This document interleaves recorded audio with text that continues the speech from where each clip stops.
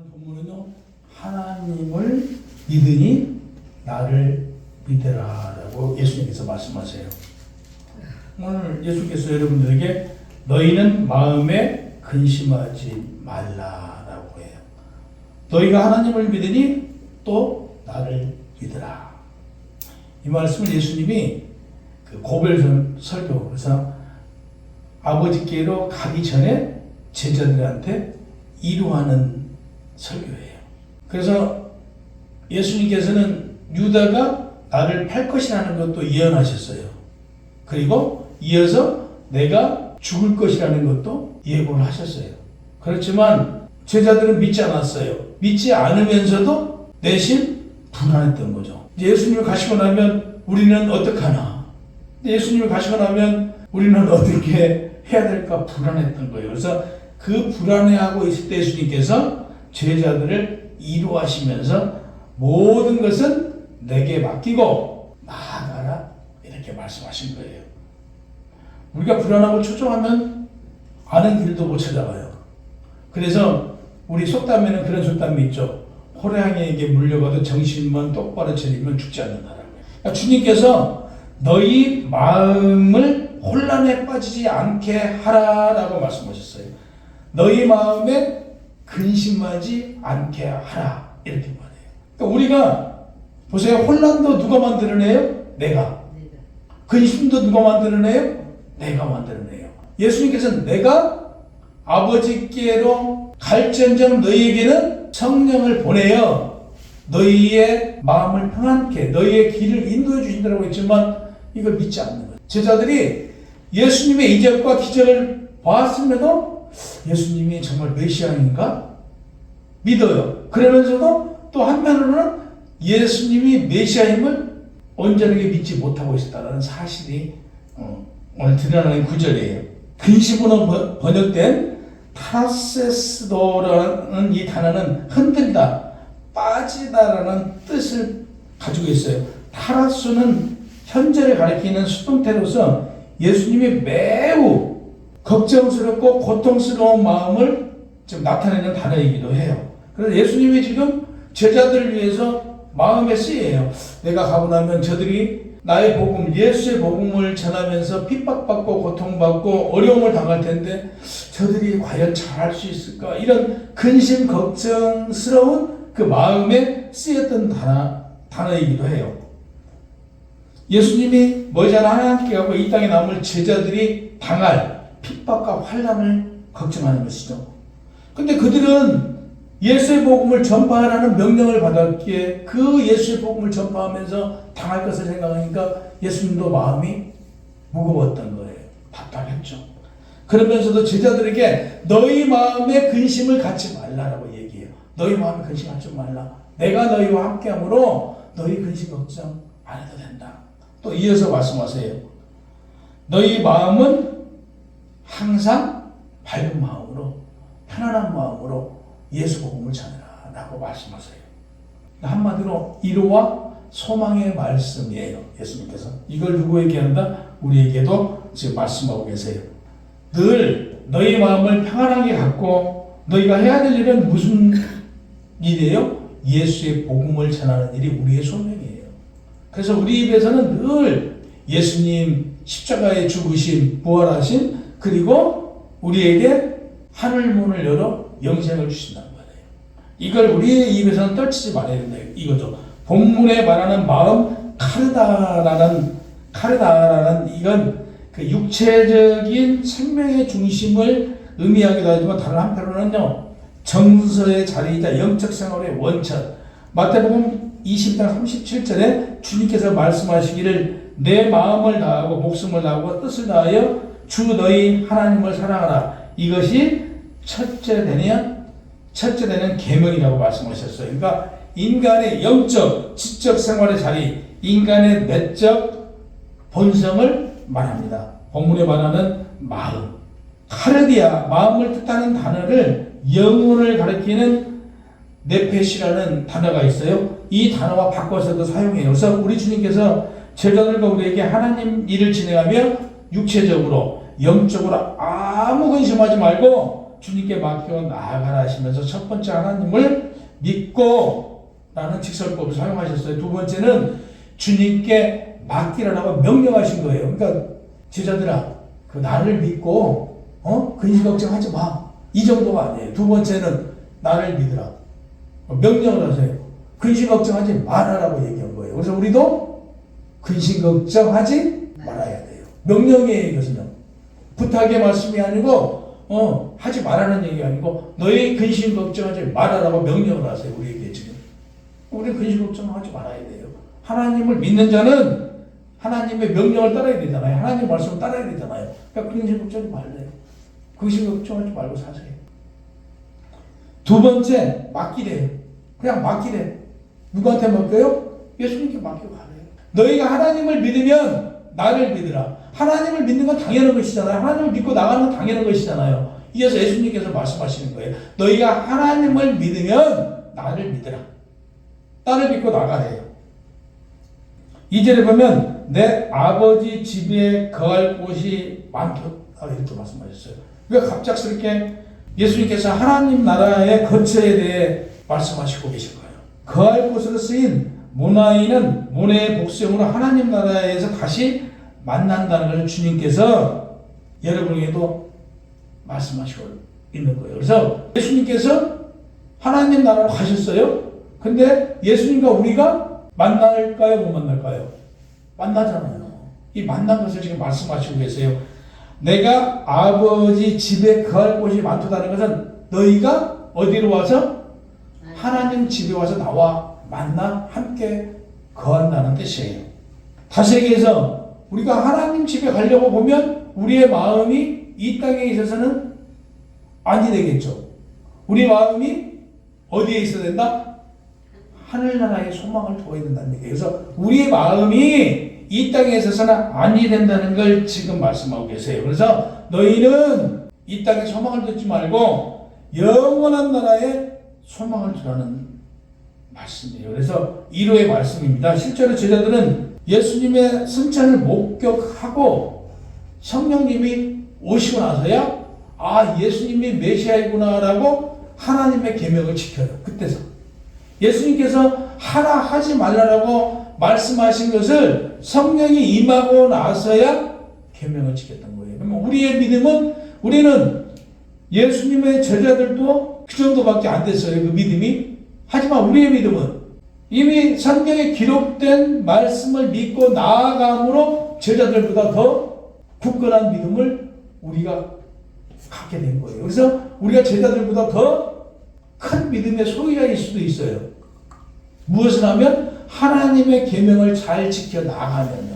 여기 전제는 무엇을 하면? 하나님의 계명을 잘 지켜 나가면 우리가 제자들보다도 더 큰 믿음의 소유자라는 사실이에요.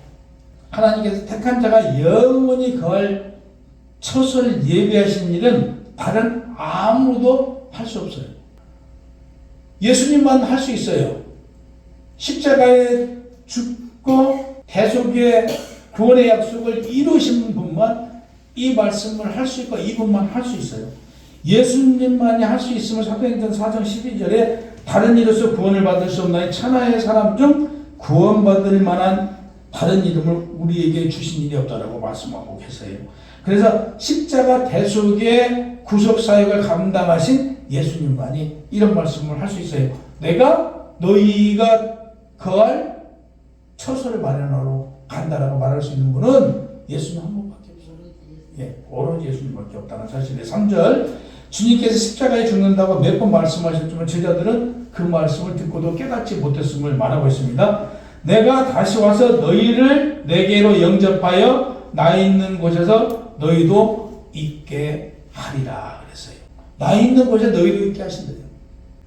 하늘의 처소, 주님께서 하늘 처소에 예비하시면 제자들이 그것으로 인도하기 위하여 다시 오실 것을 약속하셨어요. 그러면 우리가 이 땅에 살고 있지만 우리도 하나님 나라의 처소를 예수님께서 준비하러 가셨어요. 그러면 예수님께서 이 땅에 오시고 우리의 믿음을 보고 우리의 굳건한 믿음과 함께 우리를 하나님의 처소로 인도하신다라는 그런 약속의 말씀이에요. 내가 와서로 번역된 에르코마이, 언제 주님이 오실 그날과 그때는 마태복음 24장 36절에 우리가 언제 죽을지 알아요? 우리가 언제 죽을지 아는 사람 없죠?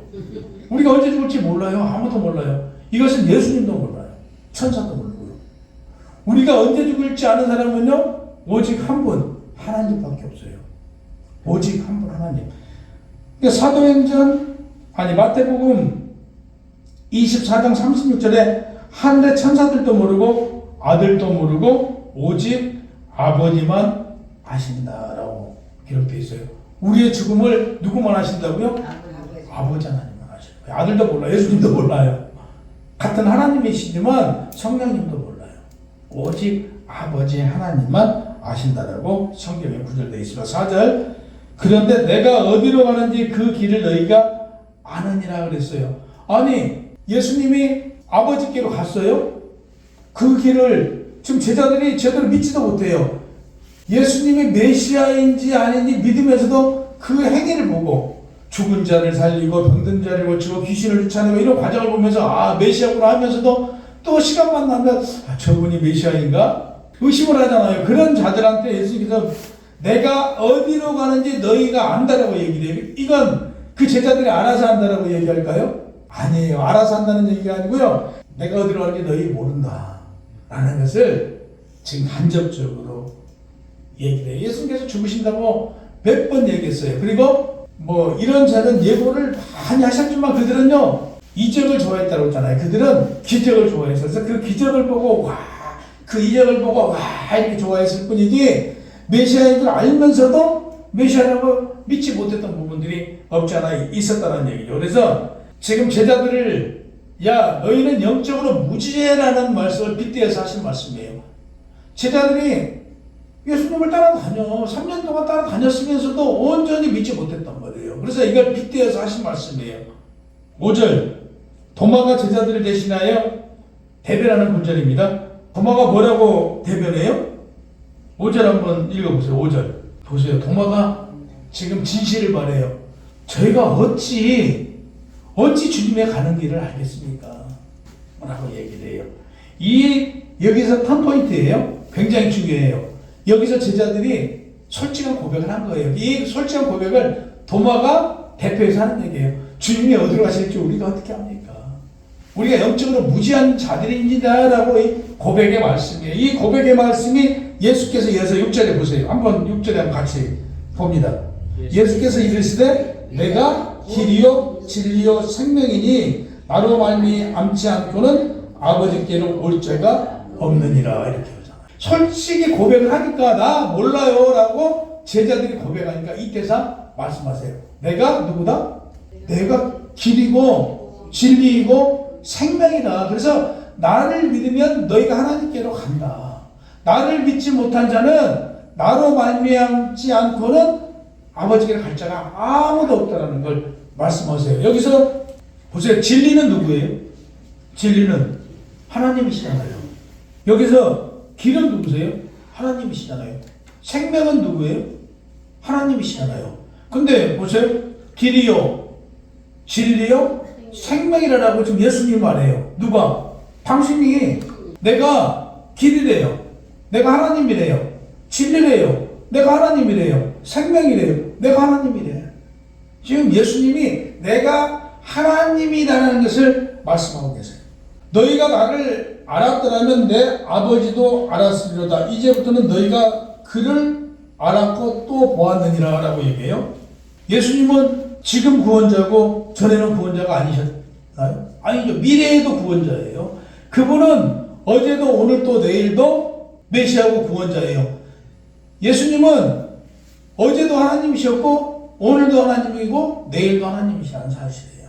그래서 7절에 보면 너희가 나를 알았더라면 내 아버지도 알았으리로다. 이제부터는 너희가 그를 알았고 보았다라고 말해요. 누굴 본 거예요?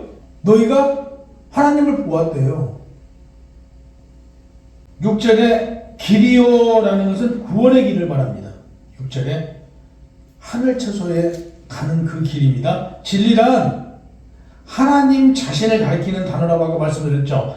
진리는 유일하신 하나님이시오 하나님이 계시는 실현임을 말하는 거예요.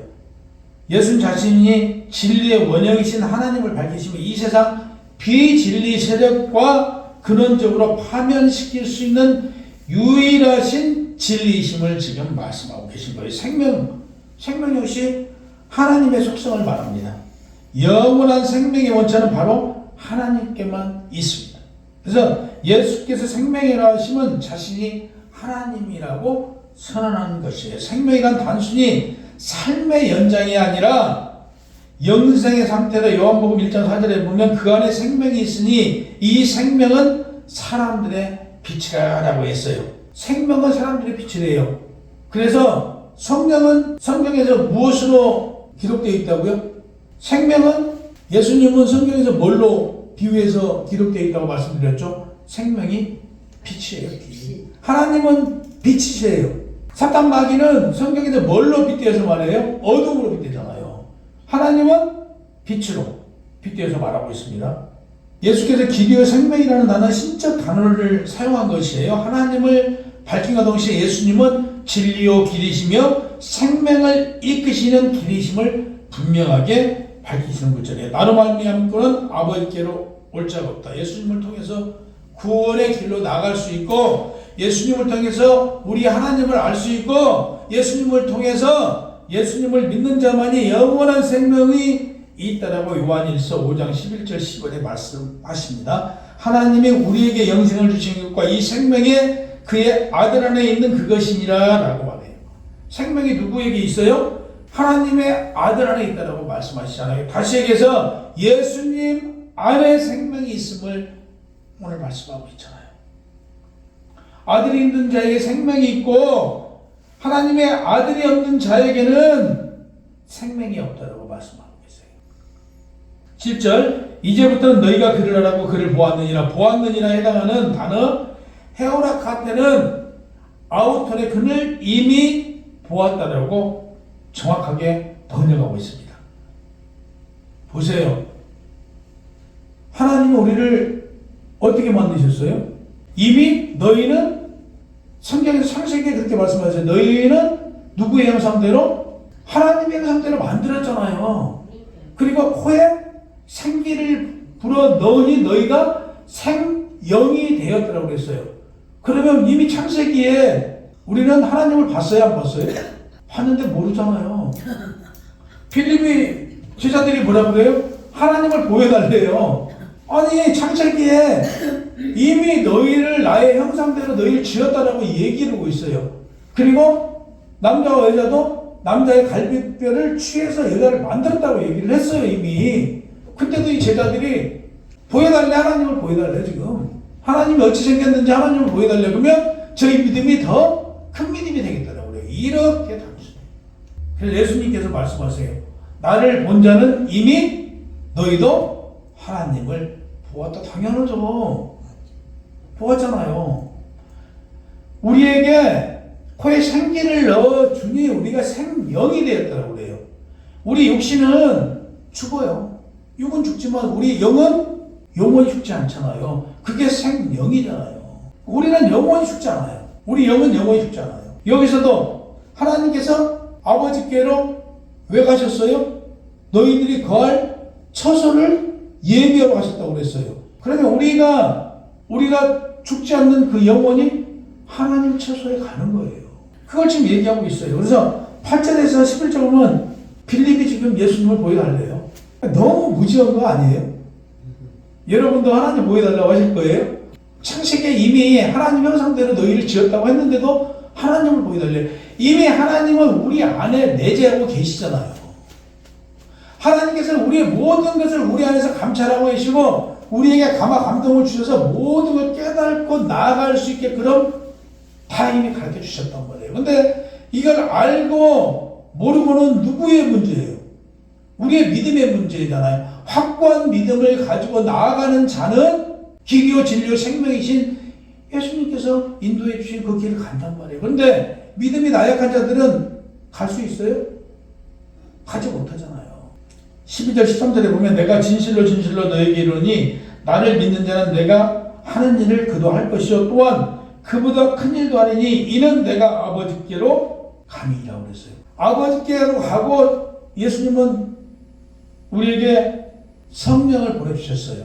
그 성령을 통해서 우리도 생명이 된 우리도 예수님보다 더 큰 일도 할 수 있대요. 실제로 주님께서 온 천하를 다니면서 당시에 복음을 전했잖아요. 다시 얘기해서 성경은 뭐라고 말씀하시냐면요. 믿음으로 세례를 받는 자는 구원을 받을 것이며 예수의 이름으로 귀신을 쫓으면 나갈 것이고 새 방언을 말하며 뱀을 집어 올리며 무슨 독을 마실지라도 해를 받지 아니하며 병든 사람에게 손을 얹었은즉 나으리라 하시고 그랬잖아요. 우리한테 예수님보다 더 큰 일을 할 수 있대. 14절에 보면 너희가 내 이름으로 무엇이든지 내게 구하면 내가 행하리라. 그래서 우리 구해야 돼요? 안 구해야 돼요? 이제는요. 구해야죠. 구하세요. 무엇이든지 구하래요. 그러면 내가 행하리라. 다 주신대요. 무엇이든지 다 주신대요. 우리의 중보자이심을 분명히 말씀하고. 우리는 누굴 통해서 기도해요? 김주사님. 누굴 통해서 기도해요? 우리의 중보자는 누구세요? 예수님밖에 없잖아요. 그래 내가 중보자다. 나한테 구해라. 내가 하나님께 가서 다 가져다 너에게 줄 것이다. 내 이름으로 구하래요. 다 준대요. 그래서 성도는 환난과 고통을 당할 때 기도를 통해서 지혜를 주신대요. 무엇을 통해서요? 기도를 통해서 지혜를 주신대요. 우리는 기도로 구하면 다 주신대요. 다 얻을 수 있습니다. 그러니까 지혜를 얻어 승리하심으로 아들로 말미암아 영광을 하나님께서는 받으신다고 해요. 다시 해서 우리가 기도를 통해서 하나님께 구하면 누구의 이름으로? 예수의 이름으로 구하면 그걸 우리한테 주신대요. 그 주신 걸 통해서 하나님은 영광을 받으신대요. 그래서 우리의 기독교는 주셔서 감사한 거예요? 아니면 이미 주셨기에 감사하시는 것이라고 말씀드렸어요. 우리 기독교는 이미 받았어요. 받아서 감사하는 종교예요. 이미 여러분들은 온 천하를 이미 받으셨어요. 이 천하에 있는 모든 것은 여러분들의 것이에요. 우리는 이미 받아서 감사한 것이고 오늘 이 땅을 창조하시기 전에 우리를 선택하신 거에 대해서 감사한 거예요. 그게 감사한 거예요. 그러니까 예수의 이름으로 마귀의 종이었던 우리가 그 신분에서 벗어나 하나님 자녀가 되고 누구든지 예수의 이름을 부르면 구원을 얻으며 예수의 이름을 믿는 자에게는 성령을 주시며 예수의 이름으로 귀신을 쫓아내고 예수의 이름으로 질병을 치료하며 예수의 이름으로 하나님 나라 더불어 성도들을 선포할 복음을 주신다고 말씀하셨어요. 예수의 이름을 부르는 자는 모두 하나님의 약속에 참여한 자들이에요. 예수의 이름. 예수의 이름을 부르는 자는 하나님의 나라에 하나님의 약속에 참여한 자들이다라고 분명하게 말씀하고 계세요. 예수의 이름을 부르지 않는 자들은 뭐 두말할 것도 없이 물하고 먹으만 달라고 애원하는 자리에 지옥불에 떨어지겠죠. 지옥에 가겠죠. 믿음과 계명을 지키는 것은 밀접한 관계가 있어요. 오늘 마지막 절에 15절에 한번 15절 한번 같이 합독하죠. 15절에 뭐라고 되어 있어요? 너희가 나를 사랑하면 나의 계명을 지키리라. 예수님이 이 땅에 오신 목적이 뭐예요? 구원의 완성이잖아요. 구원의 완성은요, 계명을 지키지 말라는 게 아니에요. 계명을 완성하러 오신 분이에요. 그래서 구약에는 행동으로 행했을 때 죄가 되지만 신약에는 마음만 먹어도 죄가 된다고 말씀하셨어요. 그래서 예수의 믿음을 부르는 여러분은 하나님의 사랑으로 하나님 계명을 지키리라 라고 하셨어요. 지키라가 아니고요, 너희는 지키리라, 지킨다라고 말하고 있어요. 너희는 하나님의 계명을 지키는 자들이라고 말씀하고 있어요.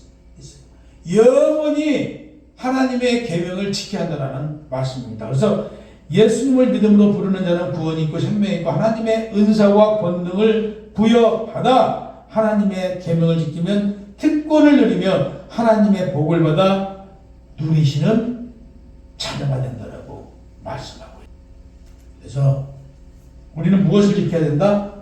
하나님의 계명을 지켜 완성해야 된다. 그래서 예수님이 이 땅에 오신 목적은 구원의 완성이듯 우리도 하나님의 계명을 지켜 완성하는 여러분이 되시기를 주님의 이름으로 축원합니다. 기도하겠습니다.